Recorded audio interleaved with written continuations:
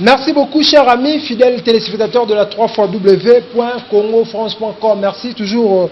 parce que vous êtes nombreux en train de nous suivre à travers cette émission Tosolola Pona Congo. Émission Tosolola Pona Congo, une émission de divertissement, l'émission qui vous permet à découvrir de vrais Congolais vivant ici en Afrique du Sud. Tosolola Mambebele, Tosolola Mambebele, Etali, Mboka na biso Congo. Mutu koti na ba Congolais nyo soazaka na étranger parole.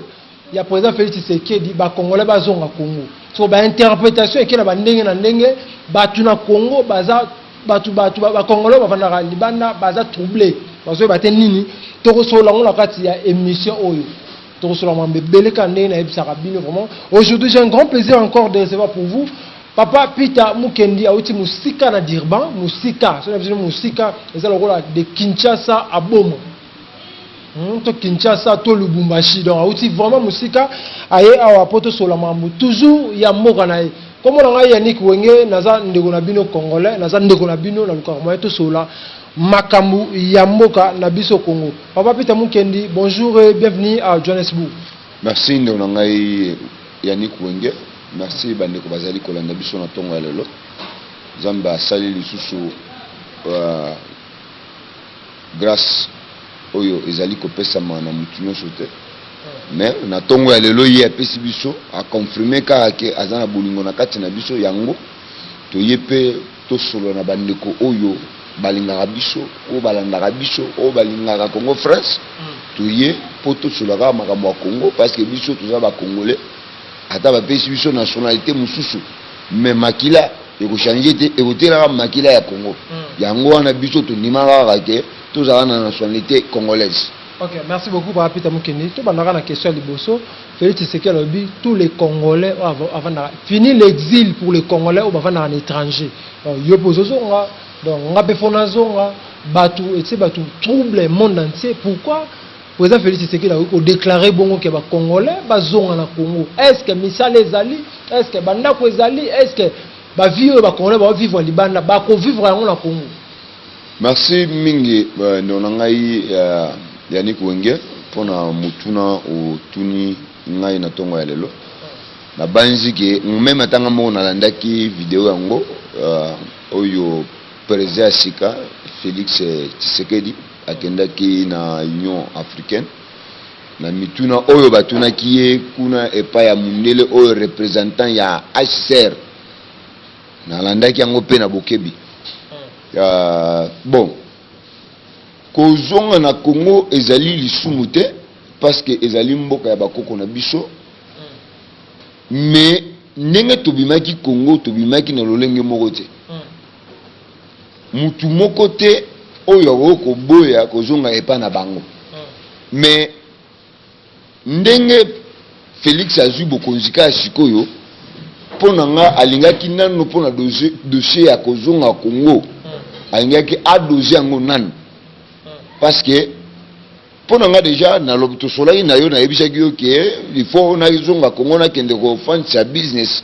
wana pona nga ezali sumu te parce que butu na moyi nazaki déjà ko bunda na kanisa nazaki ko kanisa ngoke na zonga nanga na kende ko fund sa business na Congo mais kozali bande ko mususu oyo jusqu'aujourd'hui batikalaka jamais ko préparer sur les conséquences à kolobaki akoki kozonga Congo. Vous comprendre koza mutu mususu jusqu'aujourd'hui azali nanu kozala prêté pour na kokende Congo. Même ata kozonga Congo ezaka obligatoire te pour na mutu nyoso azonga na loi ya HCR. Ce que ceux comme réfugiés ezaka obligatoire te parce que biso tomana déjà bangolais na mboka oyo sa vivi babomi na 2002 mais si mango ba yeko confirmer bangolais bazonga na bamboka na bango na ba 2013 awo. Vous comprendre donc ezaka libeko mobeko moko te oyo ezaka bazali ko imposer nango batu donc ye akoki koloba en tant que chef de l'état pour na mboka na ye mais mutu oyo ya HCR na MONUSCO mobimane bazaka wana bayebi bango na singela ezalaka ke il faut bazonga na mboka ba vérifier Congo est-ce que sécurité est totale na Congo est-ce que misala e bakisami lisusu makasi na Congo est-ce que depuis président Yassika azui bokonzi kozali makambo ya sika ebele oyo esalami à partir de cela bango na gouvernement nde bakozwa sikoyo décision nini bakoki kozwa mpona ke bato babanda kozonga mais ezalaka te ke parce que président alobi il faut bato bazonga bato il faut bazonga automatiquement te ozo comprendre bato tozwi yango tokomisi yango dossier munene or que eza dossier munene te ye en tant que congolais en tant que chef de l'état en tant que président ya sika oyo ba autu kozwa nani pouvoir na Congo na mutu na ndenge wana akoboya te ke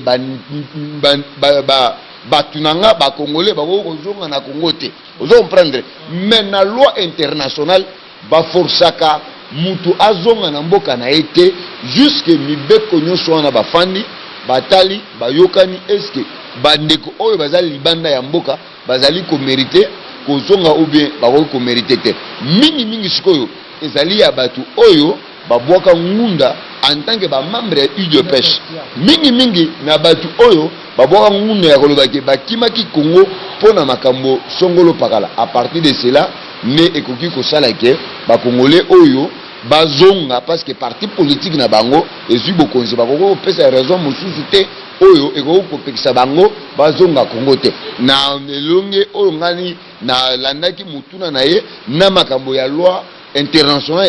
ekendaka ezarake bango bakoya nano na Congo ba vérifier makambo zoleka na Congo est-ce que sécurité totale ekoti na Congo est-ce que kimia penza ekoti na Congo misala ezali parce que ndako bako kotongela biso ndako te biso tout ça libanda c'est-à-dire il faut oza déjà préparer naza na mbongo nanga nake na kati banasombi parti ya mabele na bandi kotonga ndako ya marque ou bien na mbongo oyo nga naza nango l'état akoki kotongela mutu ndako te po ke yo ozonga ozo comprendre na façon wana ngai na komona kike yango papa Peter mama maboye ba bisinga ke na Corée du Nord ba refouler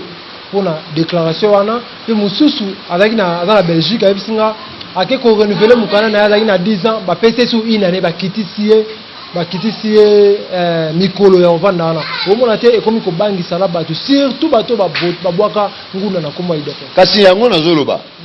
bato mususu bazaki na ba carte en tant que membre ya UDPS mobile nanga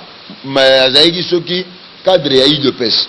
mwasi nanga azaki boye na boye ta ozo pesa histoire wana ebele kutu bayeba ke UDPS ko tikala ko pouvoir te ozo comprendre bato bayeba ke UDPS ko tikala parti ya opposition ti mokolo Jésus-Christ akozonga mais l'homme propose Dieu dispose et ko salema na calculi ya bunzambe IDPS azui bokonzi c'est pour cela omoni bande on a biso ebele o babwaka ngunda na kombo ya IDPS ne esali bango mwa kipeleke c'est gloire à Dieu biso ba mutuzo to bwaka na kombo ya IDPS te biso ba histoire to pesa eza ba histoire mo valable donc etikala ningo wana OK o conseil batunini o ba banga ba bwaka na kombo ba IDPS ba déclaration na ba banga o conseil bango bon na ko yebisa ka bande onanga ba congolais bo banga te Congo c'est notre pays mais ba kozongisa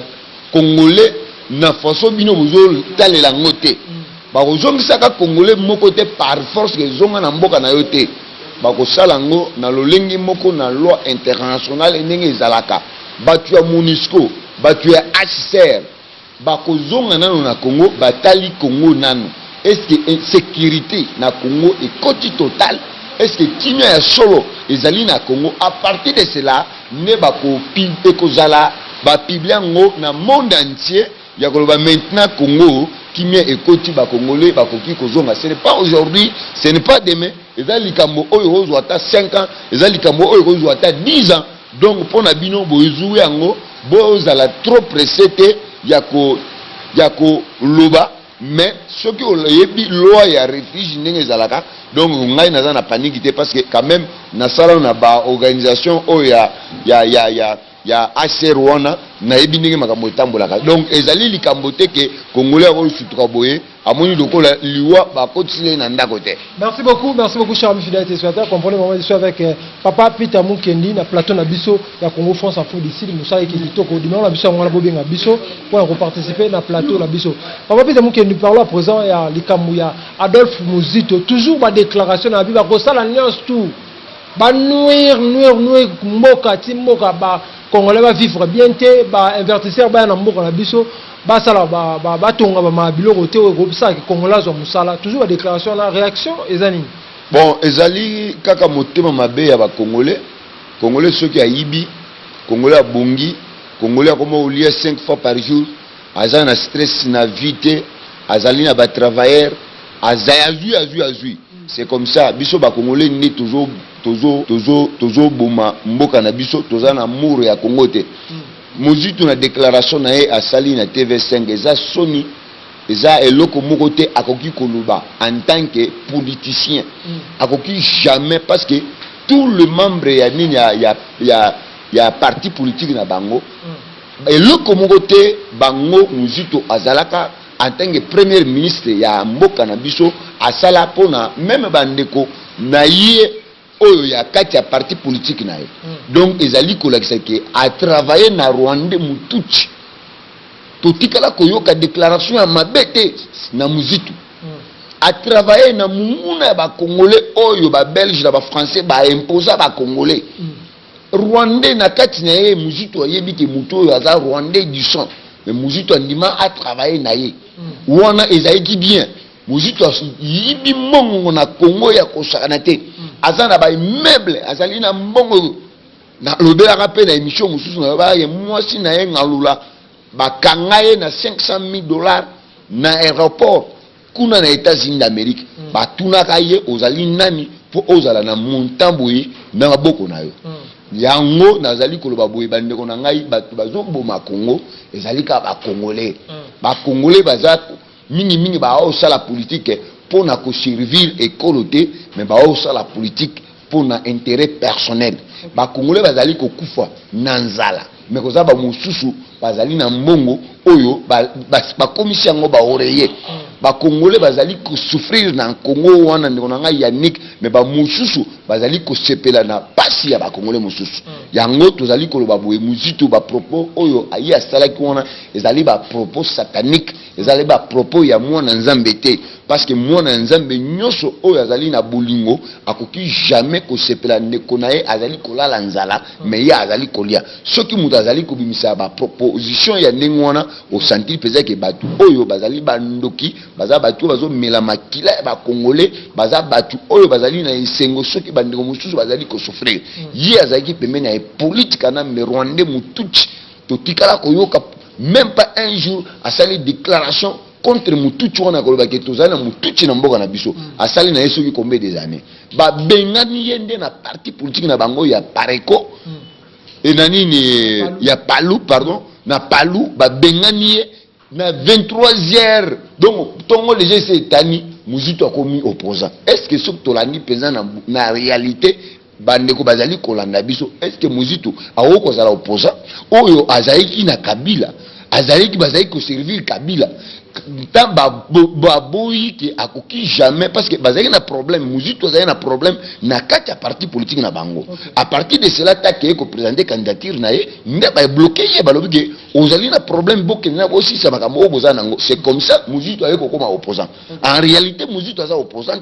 aza muyibi bato oyo bazali kolinga Congo e avancer liboso te est-ce que Mozitu akoleka lisusu na TV aye expliquer ba Congolais makambo nini ye nanu asalaka tant azali premier ministre yango tozali koloba ke ba Congolais nde bazobomaka Congo ozo comprendre lelo abimi mwana malamu mais nzamba asunga nzamba ko confondre bango parce que biso tozali kosambela ke Congo ekende liboso bango basi bazwa ba mbongo bana na bango bazotanga na États-Unis d'Amérique na mbongo ya Congo ozo comprendre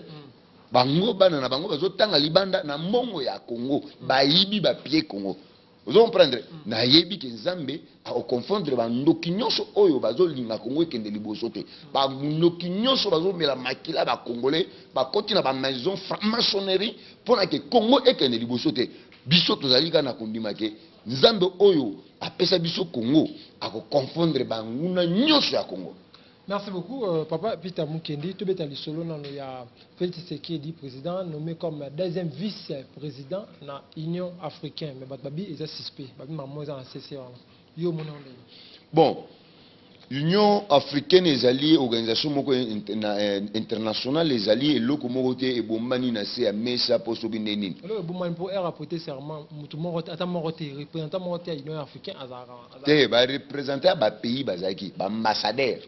kaka président moko ya Kenya Kenyatta nde azaki na opposant na ye mais ba président mususu ba tinande ba représentant na bango ne batu oyo bazaki wana. Donc, makamboleki kwana nga na koyeba te parce que nazali membre ya Union africaine te nga nazali ka molobeli ya ba congolais soki likambo moko bombani na se to koyeba soki pe congolais balobi eza flou yoko mo molobeli ya ba congolais olobela bango mutu mombala moba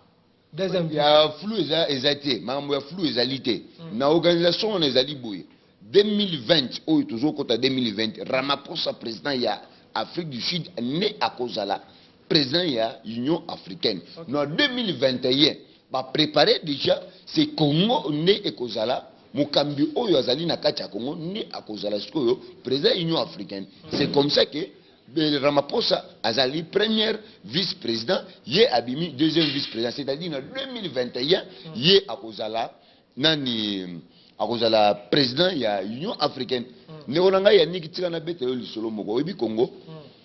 Bazo bundisango makasi na monde ya molili bandoki ba congolais nanu vous comprendre ba congolais baza ebele bandoki oyo bazali kolinga te Congo ekende liboso mais nzambe oyo biso tozali kosambela parce que ngai awa nde na yakawa na yaka ndange nationaliste congolais oyo azali kobunda na honnêteté oyo azali kolobela makambo ya Congo pour na intérêt personnel ya bana na ngati mais nazali koloba pour na intérêt général ya bana mboka oyo bazali ko souffrir ma mosusu na tongo boy neto la muki boy ba mosusu na Congo na nano ba ebité soko ba kolia ti nano kara breakfast to melanga na tongo awa mba mosusu nano ba melite ozo comprendre nde biso to yaka ko défendre moka na biso ekende liboso mutu nyonso azala na musala mais akoma na suka sanza azala na salaire tala lokola TV 50 oya Jean-Marie Kassamba TV ozaiki ya e politique nambe pendant 6 mois ndoki ya Jean-Marie Kassamba wana mutu ya politique nambe zoka futa ka batute ta batu ba telemi 6 mois batu ba futa ka te soki ya tele batu ba telemi pona ba droit na bango bazo ganga ke Katumbi Moïse azali sima makambo wana omoni ke bantu peza baza bandoki bazo linga te ke Congo ekende liboso te c'est-à-dire na makambo tu nyonso zoleka na Congo yekomiso likambo eleki boye o Katumbi de mutu a financer bango donc Katumbi yi moko boko ko accuser combien de fois yango boye ko comprendre que ba congolais bazo bima ba crâne liboso ya ba caméra lokola ndeko na biso wana omoni ke bato bazo sala misala na bango futa bango yi azo zwa mbongo akomisi eloko wana yaye ba travailler ba komi batu na ye or que ba bossa ke ba travailler wana bazali batu ya Nzambe bazali na mabota na bango bazo lesa bana na bango yango tozo loba ke Congo bato bazo boma Congo ezaka biso moko ba congolais. Merci beaucoup, cher ami fidèle téléspectateur. Je suis toujours avec Papa Peter Mukendi. Félix Tshisekedi, Angola, Brazzaville, Nairobi, Tamboli. Ezaki nini za pona pour la sécurité na kato accord diplomatique. Bon, en tant que président de la République, ce que vous avez déjà élu automatiquement, il faut autant brana na okutana bandeko na bo solo là. Boye balokola Angola oyebi aza voisin na biso, il faut kimeza na Angola. Oyebi président ya Kenya kozali faut batonga basala nini train moko ko bano bima na Kenya ti Congo ezali déjà projet o ezalaka mais sikoyo yindi ngazui boko joana il faut basala ke nani musala oyo esengaki ebanda mala moko na nini ya diplomatie il faut tambola oyoka na bandeko oyo bazali banda bazana besoin baya na misala na mboka na biso na oyebi ke mboka misala ezali te il faut na temps oyo président il faut astambola sala tout que misala emona na malgré bandoki mususu bazolinga batu mususu baya bakisa un plus na kati ya mboka te meta bango bazalaki na politique kanambe ezalaki esengo pona bango bazoleka na batele wana donc nzambe bazosunga pona Congo ekende liboso ngana solaka na yo déjà oyebi na yebisaki 2019 ezali année ya bénédiction pona Congo nguna nyonso oya yebi aza congolais oya yebi azosala politique na motema mabe nzambe oyo ya lola cette année bako bando zwa makambo na bango moko kanga maloba na ngai nazali ko répéter ngo lisusu na solola na yo na année oyo 2019 na obiki ezali année oyo nzambe alakisaka déjà que ezali année ya changement na ebisa que Shadari et politique kanambe bango nyonso osani ni ba okende maloba na lobaka na TV na bino Congo France ba ndeko oyo balandaka Congo France soki bazui ba video na ngai ya kala ba comprendre que makambo biso toyaka nango awo toyaka nango na nzoto te avant toyaka tokuzaka na communication avec mutu oyo akela biso yango ta tozali koyao mutu tu nyonso oyo azali kotelemela Congo na motema mabe azolinga Congo ekende liboso te nzambe oyo akabela biso Congo 2019 ba musuba kozwa ba paralysie. Relation ni entre ezali entre Félix Tshisekedi na Moïse Katumbi Chapwe. Non, relation na bango ezali ka ndenge ezalaka frère ndeko toujours Moïse opposant. Moïse atikala kozala opposant ya Félix Tshisekedi même pas un jour. Moïse Katumbi atikala kozala opposant ya Félix Tshisekedi. Azan ndeko na ye oyo relation na bango depuis banda 2014 jusqu'à aujourd'hui baza penza bandeko. Azan na lamuka s'appelle lamuka na Félix Tshisekedi ba okana ata. Yoka na expliquer ki yango déjà liboso ya nini ya télévision que la muka et salamaka na Genève tamba mususu balongolaki signature na bango. Moïse Katumbi na signature na ye alingaki kaka respecter texte a respecter signature na ye tina suka. Tokomaki na élection et les élections eleki Katumbi akotikala jamais kozala opposant ya Félix Tshisekedi oyo azali ndeko na ye. Soko landi secrétaire ya biso ya ensemble a salaki déclaration ya oloba jamais Moïse Katumbi akoki kozala opposant ya Félix Tshisekedi jamais ozala opposant na été ba oyelela nini batikala ko yele loko moko te yo yebi ke politique nambe ne ya bloquer ke Moïse Katumbi aya na mboka te soki Moïse Katumbi azaki na mboka na banzi ke alinga azala candidat oyo biso tozali déjà pour ya koloba ke tozali ko soutenir ye spirituellement tozo soutenir ye physiquement ya koloba ke nzambe ya lola akabela biso ye akoma président de la République. Maintenant ba blokaki ye j'ai compris que nzambe asala oyo alingi na caméra na bino na télévision na bino na loba boye nzambe apesa biso choix na ye nde ba parole nga na prière na nga ezali ke nzambe apesa biso mutu oyo akolinga Congo nzambe pesa biso choix na yo parce que choix na biso ezala malamu te choix na biso ezala malamu mais pesa biso oyo yo moko okaneli oyo ozali kosenga oyo ozali koluka pona Congo kimia na sécurité ekota ne prière tozala nango ba déclaration na salaka na ba vidéo na nga ya kala bato balanda Congo France na banzi nazo kokosa te ba yebi ma déclaration ngai nazali koya kosala déclaration awo. OK, meeting moko ya lamuka osama leo na Butembo na habité meeting ezala osala mongo. Yo mon réaction na pona la meeting. Bon, déjà c'est un pas parce que meeting ya liboso esalamaka na Kinshasa nga na ndaki yango na TV nationale oyo etikala kosalema te depuis Congo ebanda depuis 1960 tozali kaka opposant soki azosala makambo na ye il faut totya ye libaya na minute oyo boye Martin Fayulu a remplacé place ya IDPS parce que IDPS bango bazwi déjà bakomi déjà na bato ya majorité bazwi pouvoir c'est-à-dire nani Martin Fayulu a commis le vrai opposant na mboka na biso donc Nathan na yepe ezali ta ya malamu parce que a commis kosala ba meeting oyo ezali koleka na TV national ezali déjà un pas pour na Congo parce que na période ya politique kanambe période ya Laurent Désiré Kabila période ya Laurent Désiré période ya Mobutu makambo ya boye etikala kosalema te pour na ngai na monde je que Congo ekomi kokende liboso to pesa mutu nyonso chance na ngonga na ye démocratie na lobite ke ekoti totalement mais soki ba acte ya boye ekomi kosalema déjà na mboka ezali déjà kolakisa ke makambo mikolo zali koya makambo ko changer. OK, babi ensemble ekufi panzani yoka la société donc ensemble pour ensemble to bika iso. C'est ensemble ezali tozali soki na 30 combien députés na nini na parlement ensemble ezali tozala à peu près 32 33 députés na parlement déjà tozana ba candidat na biso bazali déjà bazali ko ba postuler déjà na kombo ya ba gouverneur na ba province déjà c'est un pas pour na biso parce que ezali kambo oyo ya sika bakoti na postuler ba candidature na bango mbala moko bana mboka baponi bango ebele. Il y a déjà un pas à Kolobake. Après 5 ans, tous les membres ébélés dans le Parlement. Merci beaucoup, Papa Peter Mukendi. Nous vers la fin de cette émission. Mon message par rapport à Congolais, au tout, dans le monde entier, au bord de la mission. Nazalika continue le message Zali que vous avez paniqué. Na makambo oyo président Yassika a outu ko la déclaration ou bien au bakutanaki na Union africaine. Ba benga na ka ba réfugié mbala mokote. Boza na poto, boza libanda ya mboka quand même moi mitu esala. Et bebisa moral ya mutute. Ba benga na ka batumbala mokote parce que a outu ko la président Sikoyo même pas 2 mois. Donc makambo penza ya sika na le côté na mboka na bisote.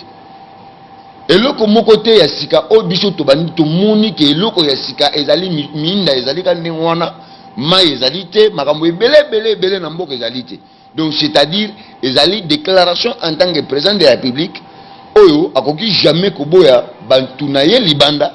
sikoyo biso pe tozala trop pressé ya ko répondre te soki balingi ke bandozongisa ba congolais ya o baza libanda bazonga na mboka na bango Union européenne Union africaine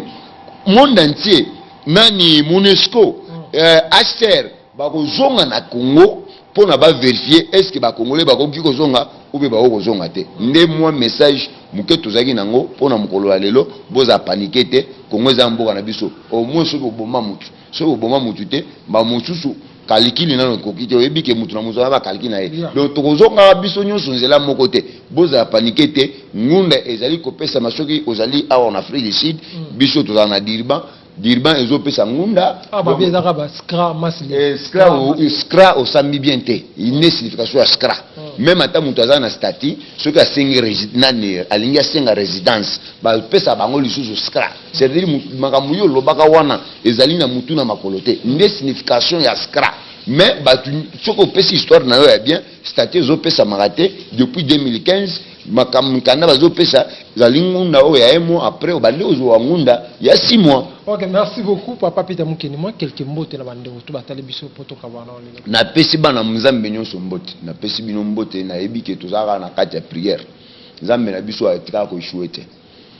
Bao baza en kati ya distraction, baza en kati ya distraction mais nzambe na yebike nzambe akosama mo ebele na Congo. Nzambe akoyokisa banguna ya Congo. Soni Kabila to Lamuka Kabila za depuis kala za munguna Congo bazaka na Congo tozibiso Congo tozuka pouvoir mais yazaka na Congo to vaina munguna place yoka na matière politique tokoki ka ko tia Kabila ningo na singate ozo comprendre il faut que mutu atiki pouvoir sans makila kotanga il faut que ba quel mécanisme na quelle stratégie o ko benda ye bobo kangaye ozo comprendre Kabila ko kanga maka ozo comprendre wana peza ko longola nani makanisi mabesi mana akokanga maka kaka atala émission lo wi akokimate akokimate tozana ya okima parce que libanda so basale erreur le loi ke libanda ba ocha manzaka ba mundela za na besoin na lare na ye ozo comprendre mundela atilizaka ye aye ko comprendre que mundela za mutu mabe mundele kola mundele belge ba mabe ba français ba mabe c'est pour cela moni ba pays nyonso oyo ezali colonisé na ba français ezali ka na désordre yo bisanga ata Zambia oyo so yo ka ba beti ata ça c'est beta biso to ndima to kota na poule mabe donc na ebité so nzamba linga ka to kota na poule wana do ba mabe makasi ba français na ba belge ba mabe makasi. Merci beaucoup Papa Peter. Moi numéro de téléphone quelque part personne na pesi mbote pas son excellence Moïse Katumbi mbote na ngai yangoyo na pesi bana Nzambe nyonso mbote ba congolais nyonso mbote na pesi bino mbote bana Dirban na pesi mbote pas honorable Francis Kalombo mbote na pesi mbote pas pasteur Paulin Mwewa na pesi mbote na ngai et pas pasteur Mputu na pesi mbote na ngai et pas ya grand frère Marcel Kasongo na pesi mbote et pas maman Mado na pesi mbote pas maman Myriam Ndomba na France na pesi mbote et pas ya maman ya bana na ngai na pesi mbote pasteur na pasteur Ogi Faya na pesi mbote na pesi bino mbote Yannick Wenge tonton Lucien bandeko sima caméra na pesi bino mbote na pesi mbote et pas ya Didi Dipumba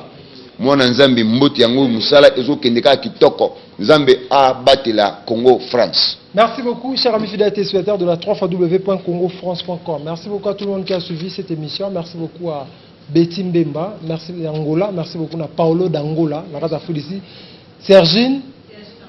Sergine Ambala, à Johannesburg. Merci beaucoup à Toto Lucien derrière la caméra. Merci beaucoup à les boss Josué Didi Dipumba. On confesse toujours Moussa la Congo France. Il y a Djobou Rezo Salama, Kitoko Makasi. Merci beaucoup à tout. Numéro la biso. Et on a beaucoup benga. Babi Makambu toujours. Amélioration Moussala. Les autres qui Kitoko, chers amis fidèles téléspectateurs. Merci beaucoup à tout. Vous avez branché pour la émission la biso. Les qui seront la Congo France. D'ici là, portez-vous bien sur www.congofrance.com avec l'espoir de vous retrouver au prochain numéro. Ciao.